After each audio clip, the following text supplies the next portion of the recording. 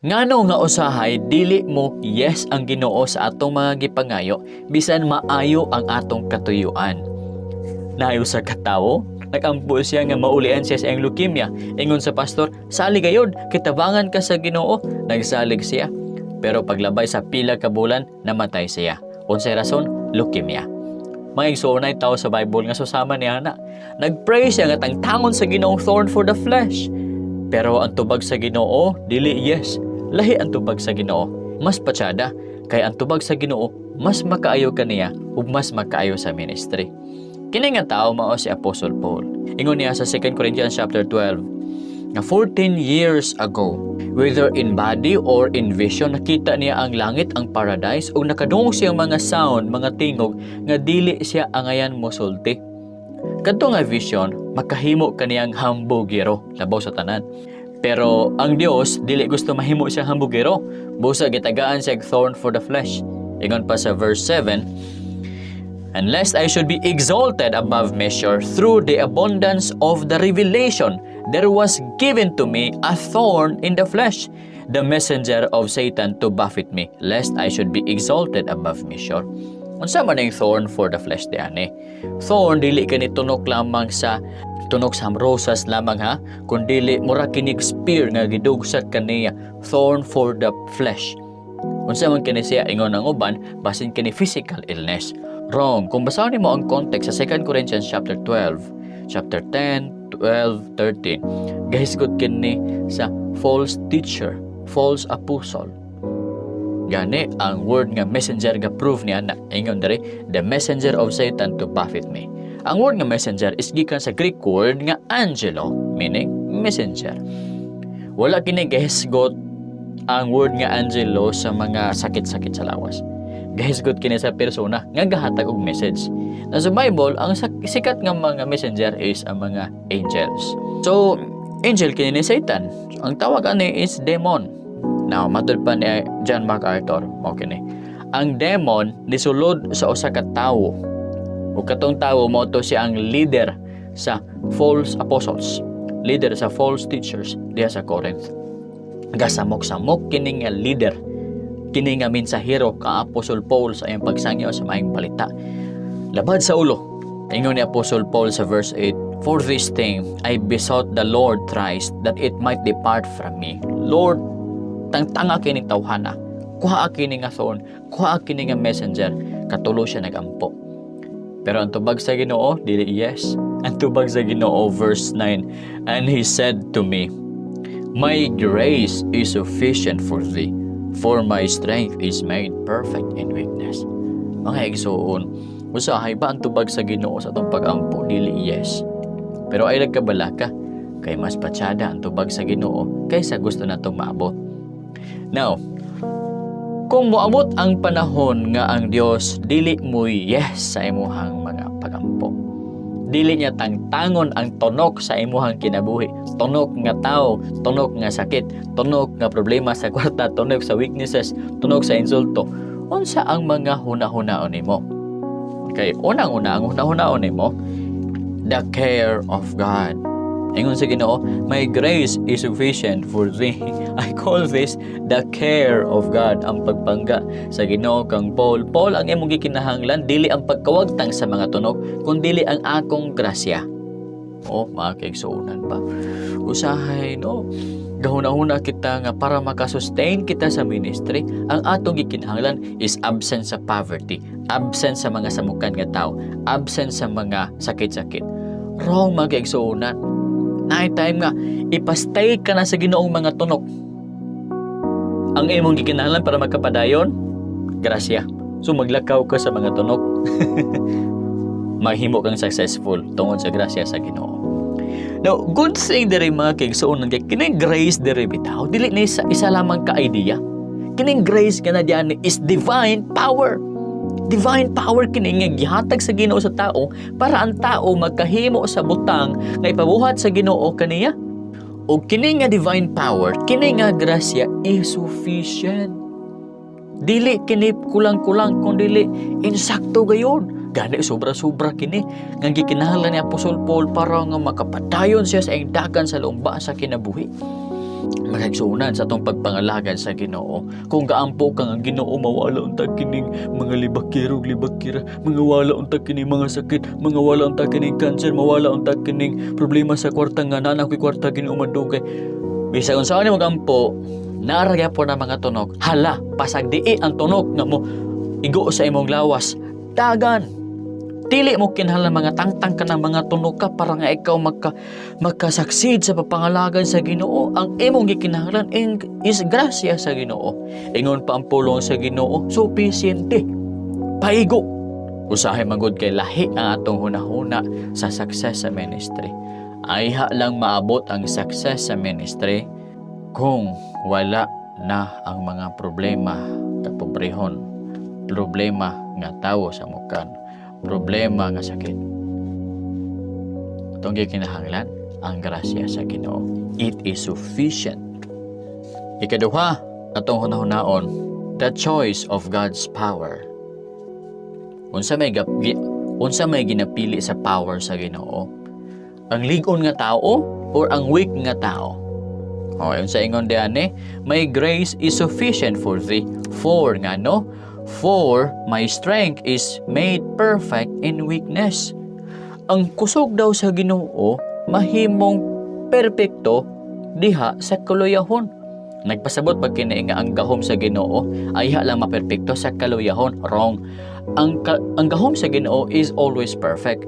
Pero mo shine forth unya mo work best kini siya diha sa weakness. Bali ang weakness mao siya ang vessel or sudlanan sa gahom sa Ginoo. Mao ni ang choice sa Ginoo. Ang pinoy-anan sa gahom sa Ginoo ang weakness. Kung basahon nimo dire sa verse 9, most gladly therefore will I rather glory in my infirmities or weaknesses, that the power of Christ may rest upon me. Maglipay ko diha sa weaknesses aron ang gahom sa Ginoo mapuyo diha kanako. So ang choice sa divine power, divine strength para magkapadayon ka, mahimo kang successful sa ministry, ang choice niya is kadto mga weak nga mga tao. Gani sa 1 Corinthians, mga foolish nga mga tao, mga foolish ba according to the standard of the world. Nganong ingon ani man ang Dios makaigsunan. Ang ginagamit niya ang weak people kaysa strong people. Kini mga weak people makaigsunan, always nega-depend sa Ginoo para mahimo silang strong. Samtang kini mga strong people, nganong manginahanglan pa kog tabang sa Ginoo? Naa naman ko'y kwarta, naa naman ko'y maayo nga panglawas, naa naman sulbad sa problema largo. Sa pa akong ginahanglan? Walay mga samukan. Magpray pa ba kag solusyon kung naa nay solusyon? Magpray pa ba kag tabang kung naa kay katabang sa imong kaugalingon nga self? Dili na. So magkaigsunan, imbis hinuon murag bless ka kay naa kay strength, uy nahimo nung kan disadvantage nga naman nalayo man ka sa Ginoo. Pero katong mga weak people, magsigig dot sa Ginoo, sigig ampo kay di man nila makaya ang buluhaton nga sila lang. Ang mahitabo hinuon, ang grasya sa Ginoo mububo ngadto kanila. Ang gahom sa Ginoo mubanaw, mupuyo diha kanila. Now, example ani aron makasabot kamo si Gideon. Ang ilang kalaban baga kaayo ang gipili si Gideon, ang pinakaubos pa gyud sa tribo ni Benjamin. Now si Gideon nagtigom siya og 32,000 ka mga sundalo kay ang kalaban ko dili maihap. Ingon man ka na ang Ginoo nga, Gideon, basin baya mo ingon ang Israel.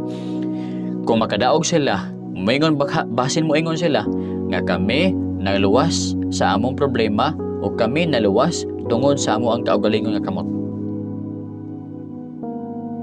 Busa ingon ang Ginoo kang Gideon, kuhai sila, ipapauli ang mga talawan. Ani uli 22,000 ang nabilin 10,000. Paglantaw sa Ginoo, daghan ra gihapon. Basin inigdaog nila, manghinambog gihapon sila. Ingon ang Ginoo, Gideon, kuhai gihapon sila. Gikuhaan ni Gideon, gipainom sa sapa. Nay nag-inom nga pinaana gid sa suba. Nay pinainom nga pinaana, no? Ingon ang Ginoo, Gideon, kadto nag-inom nga daw pingon ani, ipapauli. Ang inom nga ingon ani, amoy uban na. Ang resulta 300 lamang kabuok. Ang sundalo nga nag-ingon ana ug mo'y gigamit sa Ginoo uban kang Gideon para pildihon ang kalaban. Kinsa kay mo daog ani nga gubat? Ang baga kayo nga di bayhap o ang 300 ka buok? Well, mao nang istorya. Niatake ang 300 ka buok sa gagabihion. Grabing tulog sa kalaban. Tulog kayong kalaban. Nagdalag jar ang mga sundalo ni Gideon. Espada dayon suga. Daw sa kalit lamang sa ngit-ngit tungang kagabihion hinanok ang kalaban. Mingaw kayo, gibuka og kalit ang jar. Saba kayo, nakuratan ang kalaban. Naalimungawan sila, bangon sila, abi nila daghan kay mga tao, gitagaan sila kalibog sa Ginoo. Tindog sila, abi nila ang naa sila nga tubangan kalaban na, busa ibut sa espada pagtunggab. Nagdinunggabay sila, nagunay silang tanan og matay silang tanan. Karon sa gubat, kinsa ang nag-glorify? Ang mga tao o ang Ginoo? Ang 300 o ang Ginoo? Of course, mga kaigsunan, ang Ginoo. Dili gid magkaingon sila nga nidaog may tungod sa amo ang gahom, no. Makaingon sila, salamat sa Ginoo. Wala na gid may gipagubat-gubat sa Ginoo diadto. Salamat, kitagaan sila og pagkakuratan. Kitagaan sila kalibog. Nagpinatyanay sila sa ilang kagalingon. Ang himaya na belong sa Ginoo. Og ang katsada kay ang gigamit sa Ginoo para pildihon ang kaaway, ang mga weak nga mga people, weak nga leader sa Gideon, binakaubos, nahimong strong tungod sa grasya sa Ginoo. Ang 300 ka buok gamay ra pero gigamit sa Ginoo para siyang himaya. May zona ni non numig ini. Usahay ba ang less number gihunahuna nato nga disadvantage. Advantage man di ay kay mao hinuon ka na ang gagamiton sa Ginoo para sa iyang dinagko nga mga buluhaton. So kung ikaw, kung gamay lang kag sapi, gamay lang kag lawas, gamay kag kahibalo, ayo kamino sa imong kaugalingon dayon. Hinuon insakto man ang kaminusan imong kaugalingon kay minus man gayon. Ingon ani, ayaw kamino si ang grasya sa Dios. Pag feel mo nga minus ka, o sige paubos, dayon dikit sa Ginoo, ampo sa Ginoo, duol sa Ginoo. Ginoo, ang imong grasya ang akong kinahanglan para buhat nako ning buluhaton. Wala ako'y saktong kaalam, wala ako'y saktong sapi, wala ako'y saktong kusog. Apan kung ikaw kauban ko, makaya kining tanan. I can do all things through Christ which strengtheneth me. Moingon ni Apostle Paul. Ikatulo nga imong hunaw-naon. The conclusion of Paul. Tinuod ang conclusion ni Paul ay mo naon tanawa ra gud unsay ingon de therefore ningon siya therefore unsay conclusion ni Apostle Paul, most gladly therefore will I rather glory in my infirmities that the power of Christ may rest upon me. Maglipay hinuon siya more, na word nga more gladly sa ako ang infirmities aron nga ang gahom sa Ginoo mo rest magpuyo diri kanako. Basta lang po kay maglad ka sa Ginoo, ha? Maglad ka, naka sa kasakit, maglad ka, mag-rejoice ka in the Lord, magsalig ka sa Ginoo, mag-depend ka sa Ginoo. Dili kay sige kag likramo, pobre na pud, sakit na pud, unsa man ni Ginoo imong plano sa imong kinabuhi, abi ko tagaan ko nimong success, sakit man hinuon. Kung mag-ingon ana ka, nasayop ka gayod. Imbis mahimo na kang Pinoy-anan sa gahom sa Ginoo, nadili na lang hinuon, muikyas ang gahom sa Ginoo sa imuha. Ngano man, imo man gibalikas, imo man ingon ana ang Ginoo. Chance na unta na wala pa. Basta may sunan awata si Apostle Paul sa in conclusion na more glad siya. Therefore ang sa ingon niya, most gladly. Therefore, most pagdayon, di ba? Most gladly. Pinakaglad, no? Most gladly, therefore, will I rather glory in my infirmities, that the power of Christ may rest upon me. Grabe mo kay wisdom ba? Ingan din mga kaigsunan. Verse 10, Therefore na po, I take pleasure in infirmities. Maglipay sa diha sa infirmities. Dili gid sa infirmities, kay maghatag man ng sakit nimo, no? Pero in infirmities. Or bag ang infirmities is like a place na nakasulod sa sakit, nakasulod sa mga insults. Bisan naka sa palibot sa insults, mag-rejoice yapon ka. Muna ingon ni Apostle Paul, in infirmities, weaknesses, in reproaches or insults, insultuhon ka, in necessities, meaning pobre kay ka, need kay ka, nanginahanglan kay ka, pero wala kay sapi. In persecution, gina-persecute ka sa mga tao sa palibot nimo. In distresses, for Christ's sake. Kay kung ako, for when I am weak, then I am strong. May sunan. Kung maluya ka, tungod na ang problema nimo, mahimo nung kang kusgan. Nga naman, kasi diyang luya ka, mo depende man ka sa Ginoo, mutabang dahil ang Ginoo sa imo, kusgan na layon ka. Mga kaisunan, mo kini ang inyong hunahon kanunay. Unsay dwelling place sa Ginoo, unsay dwelling place sa gahom sa Ginoo, ang weak nga people, ang humble nga people, ang gakalipay diha sa Ginoo taliwala sa kalisod, mao na dwelling place sa gahom sa Ginoo. Pero ang mga lekramador, ang mga hambugero, mga kaigsunan, mga weak na sila sa mata sa Ginoo, useless na sila, dili magamit na sa ministry. So ay hunahuna, may saunan, balikon ko, ayaw hunahuna ang sakit nimo, disadvantage. Ang tao nga kasamukan sa inyong ministry, disadvantage. Ang problema sa way sapi, disadvantage. Advantage ka na. Kaya pinaagya na, mo depende ka sa Ginoo, ug ang gahom sa Ginoo, mo puyo ka ninyo. Dayon, mo work best, mo work perfectly, ang power sa Ginoo diha sa inyong kinabuhi. So, paglipay. Padal pa sa Biblia gani.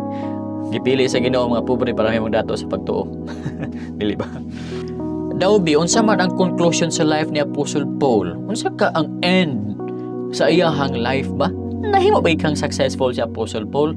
Nga gadagan man siya nga naitaroy sa iyang lawas ba? Dagang taroy. Tosok diha. Dagan yun. Unsay nagpadagan sa iya ang grasya sa Ginoo. Nahimo ba siyang successful? Una-una, 1 Corinthians 5:10. 1 Corinthians 15:10. But by the grace of God I am what I am, and His grace which was bestowed upon me was not in vain, but I labored more abundantly than they all. Yet not I, but the grace of God which was with me. Si Paul nahimong ingon ato, greatest evangelist of all time, powerful, strong, tungod sa grasya sa Ginoo. By the grace of God, I am what I am, ingon ni Apostle Paul. Ug tungod sa grasya sa Ginoo, ug mato pa niya, ang grasya sa Ginoo wala na himong kawang, kay nagatrabaho siya, nagakugi labaw sa tanang apostoles. Pero ingon niya, dili siya, kundili ang grasya sa Ginoo nga uban kaniya. Kaigsunan, tiyaw mo na di ay. Ang atong gikinahanglan sa ministry, dili ang daghang sapi ikayog yun, dili ang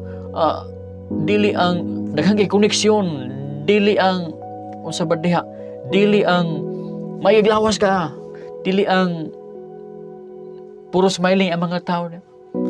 Ang atong gikinahanglan pag-ayo para padayon kita, maka-endure kita sa pagpangalaga sa Ginoo, ang grasya sa Ginoo. Remember, it is power. Dayon, katapusan nga verse. Ang sa Apostle Paul sa katapusan sa 2 Timothy chapter 4 verse 7. Ingon niya kang Timothy verse 6, for I am now ready to be offered, at the time of my departure is at hand. Verse 7, I have fought a good fight. I have finished my course. I have kept the faith. Successful. I have fought a good fight. I have fought a good fight. I have finished my course. I have kept the faith. Kabalo mo unsay nakapahimo ni Apostle Paul na ingon ana? Ang grasya